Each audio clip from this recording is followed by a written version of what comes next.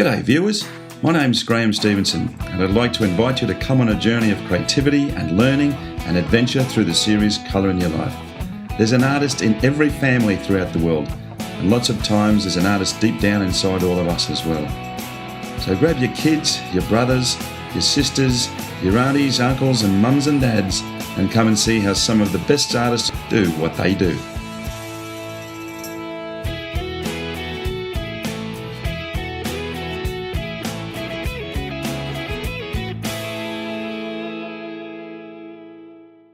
Well, hi folks. Well, for this episode, we are actually in my hometown of Murwillumbah in northern New South Wales in Australia. Fantastic place. And we're going to be filming a lady that I've known for quite some time now. We actually did a little bit of painting with each other quite a while back, didn't we? Mm-hmm. So, but I would like to present you to Mrs. Roslyn Oakes. Great to be here, honey.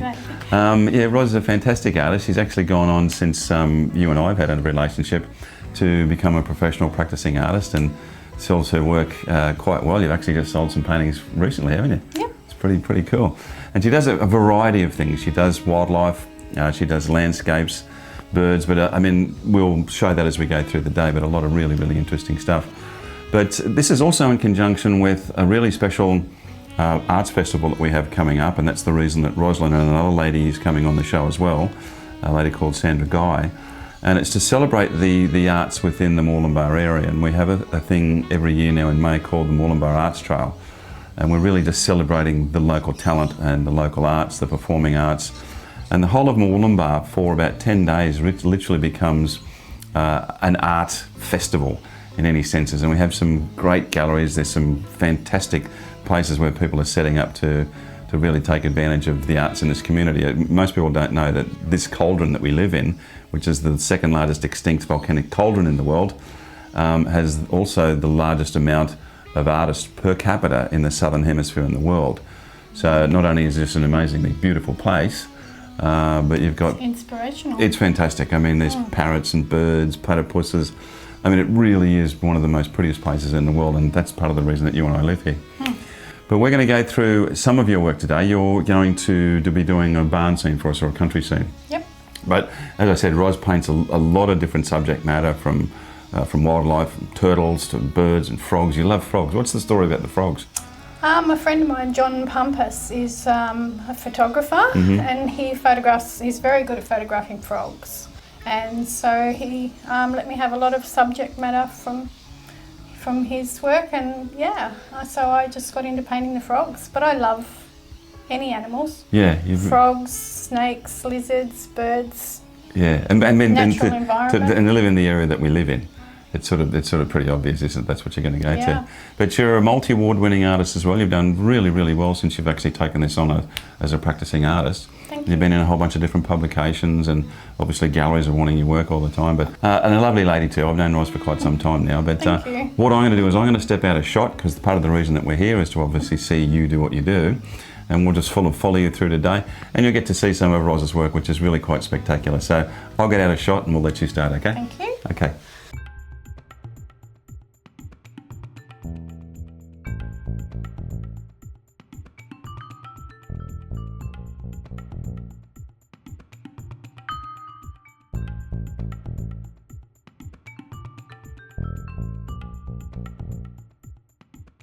So when you first start painting, just go out and take heaps of reference photos, heaps and heaps of photos like landscapes, animals, whatever you're interested in. Don't worry if they're not great, you might get 1 or 2 out of the 100 or 200 if you're lucky, like me. And then just go and print off a black and white photo from your best shot, which is something that will look like that. And that will show you your lights and darks, where they are, make it much easier for yourself.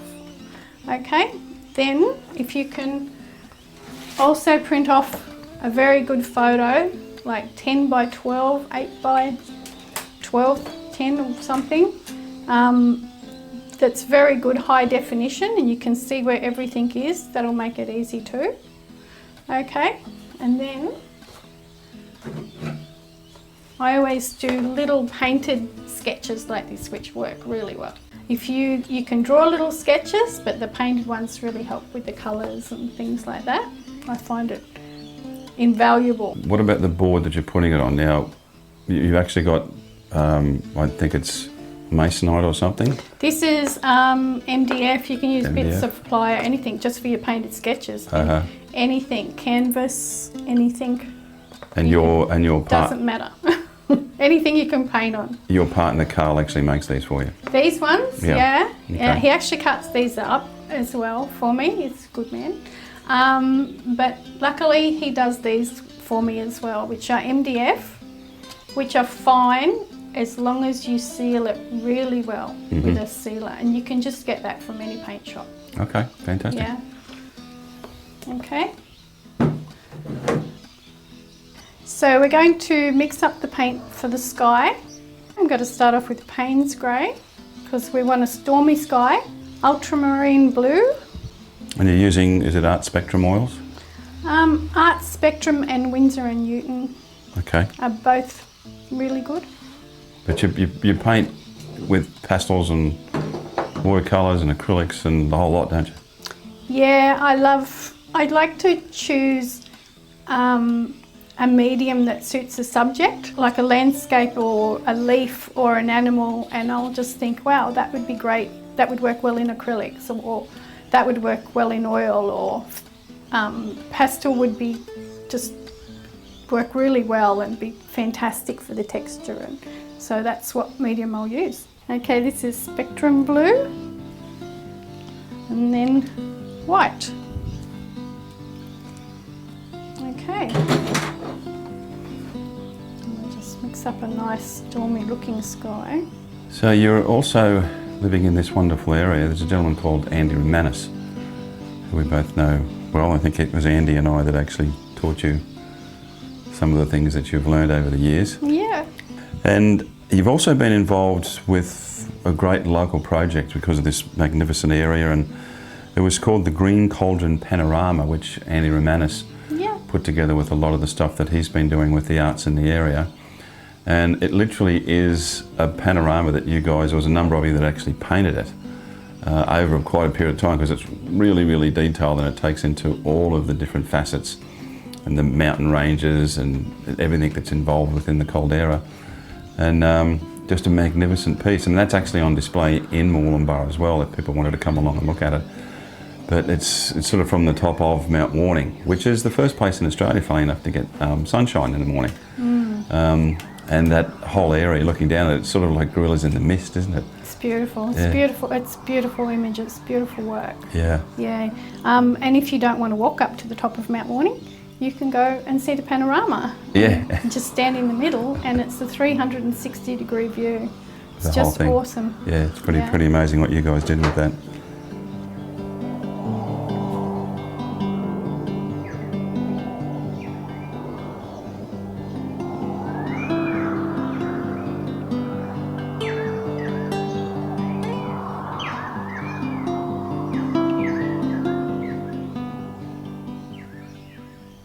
Okay, so now the colours are mixed up for the sky. Because the sky is a reasonably large area, I'll just use a big brush and whack it on pretty quickly, and then blend the colours later. It's a nice colour, that, isn't it? Yeah. Lovely. So I'm also of the understanding, through your very generous time, that you teach at some nursing homes occasionally to help the elderly to get in touch with. Yeah, once their a artistic fortnight side. I teach at the nursing home. I think that's great that you can do that for the elderly folks, and give them an opportunity to be creative. I think it's they great. love it. It's changed their lives, they've said to me. And they said that they would like to do it every day if they could. They just love it so much, yeah. And they're really talented. Like, some have never painted before in their lives, and they've just picked up a brush and gone for it, and because they love it so much, which is, you know, if you want to paint and you like it, you're 90% of the way there, because the passion is really what you need, and then just put the work in after. But it's just fantastic. I mean, sometimes I can be in a nursing home for quite some time, and I think the worst thing that can happen to you is boredom as you get older. Yep, yeah. And we put out a calendar every year, and we make so much money out of selling that calendar. That's great. Because their work is brilliant.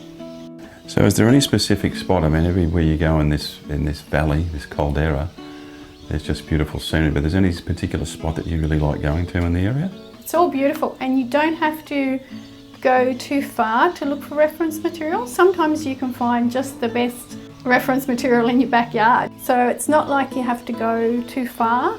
Just you can find sometimes the best images just down the road or in your backyard. It's amazing. Yeah. So one of the great things about this area is obviously the wildlife, but there's a gentleman called John Pumpus that you get a number of frog photos from. Yeah. And there are some fantastic frogs in this area because it's so wet, it's like rainforest. And I was just wanting to bring a couple of those up. You've got the red-eyed tree frog, which really does have extremely red eyes. And then and a frog that we have in the area is the green tree frog, which is quite a large frog. Those guys are always out on your back doorstep some of the time, just sort of croaking away. Yeah. Some of the things that I love about what you do as well is the bird pieces that you create. And just before, they've gone away at the moment, but we have the Australian laughing kookaburra that was just outside your back door. Yeah, they're very loud. Yeah, and you've got one piece called Kookaburras from Cavenbach, which is... Kookaburra Cavenbah, it means meeting place. Okay. Cavenbah is an Aboriginal word for meeting place. Okay. And the kookaburras were meeting on the fence and having a talk, so that's why I called it Kookaburra Cavenbah. Well, they've been doing the same thing in your backyard this morning. They have. But it's a lovely piece, it really is. Now, okay, you actually picked up another brush, which is a fan brush. Yeah. And what are you using the fan brush for? I'm just using the fan brush to soften off the edges of the clouds and make them look softer, blending that into the other paint, the blue paint that was already there, to soften off the edges and give them a more cloudy, soft, atmospheric look and feel. Yeah, you do have another piece as well, I'll just bring up at the moment, that is a great example of actually really softening that off for an out of focus effect, and that's the python portrait. And it's just this great photo, well, painting of this python's head just coming out through the darkness. And it's a similar technique that you've used in creating that background as well. Yeah, I wanted to try and make it look like his head was almost ready to turn. Like that's why I blurred the background a little bit, put all the emphasis on the head. While you're painting the roof, just make sure you go in the direction that your iron will go. Same with fur, water, anything you're painting, make sure you go in the direction that your painting's going to be, like your fur or your water or your iron, your timber. Brush strokes in the same direction works best. Just got to put a little bit of burnt umber on the side here and under there, so it will show through on the next layer and be nice and dark. You're just really starting to build your picture forward. Yeah, start from the back. I always start from the back and build forward. Yeah. Well, speaking of darker colours, you've got two pieces that I'd like to show now, which I think are just really beautiful paintings. One is of a barn owl flying through a dark background. It just stands out just spectacularly well. And the other one is of an egret, and it's called Out of the Mist. And you often see birds flying around. We've got lakes and creeks and streams in this area, and in the evenings you can see them just flying across this really still water, and it's a spectacular sight. Okay, so I'm moving on to the boards now. Because I have the darks on my palette already, I'll use the similar colours for the boards, the old weathered boards, bluey greys, making it look like timber. You've actually got a piece called Fallen Warriors, which you look at the thing, I mean the colours are very similar to what you're doing here, but it's really, really detailed. We are weathered timber. Yeah. Yeah, same thing. Yeah, but the feature in there is, if you look at that, you don't really notice it, but it's the lizard. It's the lizard that's there. Yeah, the bearded dragon. The bearded dragon. You know, you can bring up paintings like Antarctic beech trees, which has just got so much great detail in it, and the stag horns in the whole thing as well. It's a lot of detail in a lot of what you do, and there's different angles in the work that you do as well. I just try and draw attention to the natural environment through my work. It could be just a section of a tree or a staghorn or an elk horn, and I just want to bring that to people's attention so that they realise that, you know, the natural beauty that's around us, and it's just beautiful to paint. So because the timber is different colours, we just need to get some light patches and some dark patches and some variation in the timber in, and then you can always go back later on and put in a couple of darks to separate you, make it look more like slabs of timber. Okay, I'm just going to mix up some colours for the roof, some nice rusty reds and orangey colours. And I've got burnt umber, alizarin crimson and cadmium yellow. So we just want some nice reddy browns and something that looks like old rust on a shed. And for this I'll use a coarser brush, like the rattier the better. So with this one, because it's not a good brush and it's uneven, when it makes the marks, they're separated like the rust on the roof. You can see it looks like old rusted rust. galvanised iron. Yeah, I love these old sheds and silos, they're just beautiful. There's another piece that you've got, which is of the area that we live in. It's a real panoramic piece of the Tweed River and the little houses and little villages. Yeah, it's called View from a Hill. Yeah, that was a commissioned piece that someone asked me to do for them. It was the view from their backyard, actually. Okay, great view. Yes, yeah, they've got a beautiful view. And really, it's just it's a real dry brush technique. Yeah, no medium. Yeah, no. Just paint. Just scratch it along. Yeah, just scratch it along. Okay, I'm just going to move on to using one of these dagger brushes because they're just good for the little angles, and I can use it for the wider strokes, or I can turn it that way and use it for a skinny stroke, a little narrow stroke if I want to. So very handy. And they're good for when I'm doing the poles. I can scrape it around this way and give the impression of the pole being round and give it a bit of shape, you know. So very versatile little brush to have. Yes, they're very good, those ones. Oh man. Invaluable. I You love can just them. get into those real tight spaces sometimes. Yeah, you can just use a little fine point at the end, or you can use the tip, like the flat part on the edge, for doing a long skinny line, or, you know. So I'm just pulling it this way now to give the illusion of the pole being round. Okay, I'm just going to start doing some work on the silo now. I'm going to put the shadow in at the side. And it's a bit dark, but I can mix it with some other colours and drag it across because I have to give it that feeling of being round as well.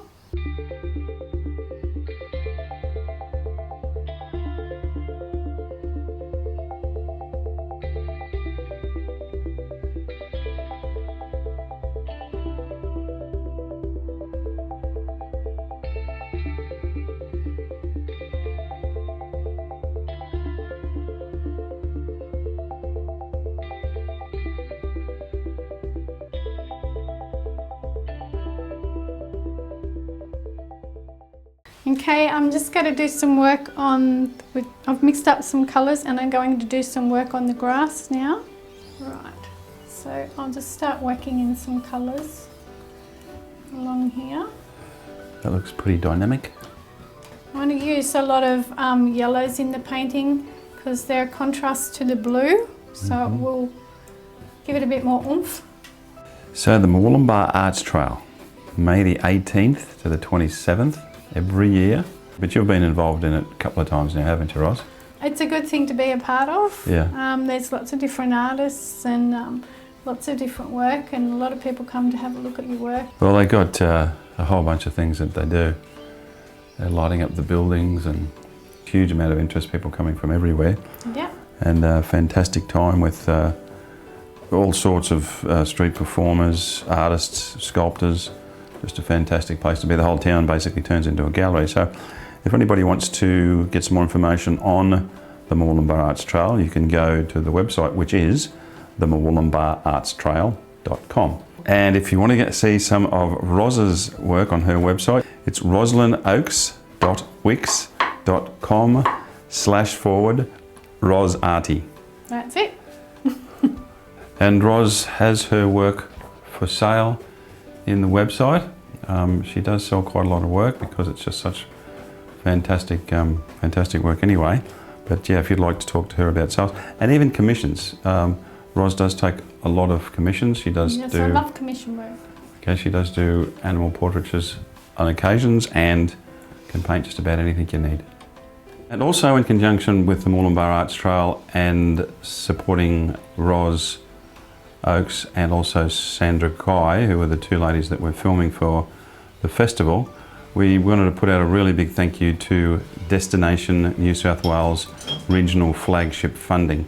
That department has stepped forward and been extremely generous in supporting our local festival and in supporting the ladies in part and parcel of being part of Colour in Your Life. So it's just a great word that we want to spread around the world so that everybody out there that loves art knows where this great little town is in northern New South Wales. And we hope to see you guys here every May from the 18th to the 27th. Okay, Ros, well I can see you put the fence in there as well. Yep. Sort of moved on pretty rapidly, so is there anything else you need to do to finish up? I'm just going to put some highlights on the fence where the light's hitting along the top of the fence. There's always a little bit of light along the top of these old fences. When the light shines on, you always have to put a little bit of a highlight. Sort of often referred to in the industry, particularly with landscapes and streetscapes, as putting the bling. Yeah, the bling. On the final piece. Yeah, Just I've heard that before. Little touches that just bring everything Yeah, up. a little bit of bling, a little bit of light. Yeah. A little bit more light on these ones down here. Just a touch. Okay, I think it's done. Wunderbar.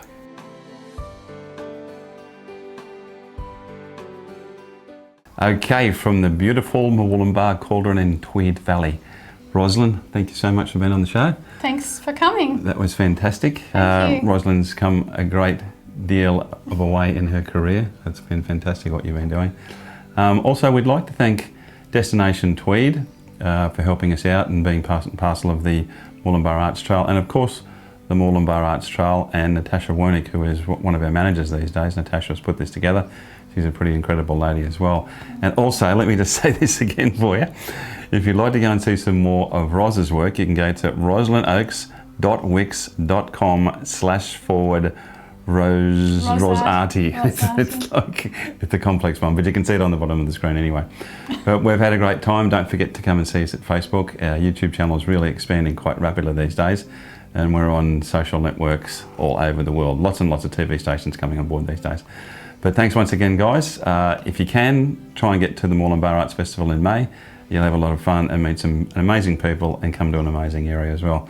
But until we see you again, remember, guys, make sure you put some colour in your life. That's right. We'll see you next time. See ya. Bye now.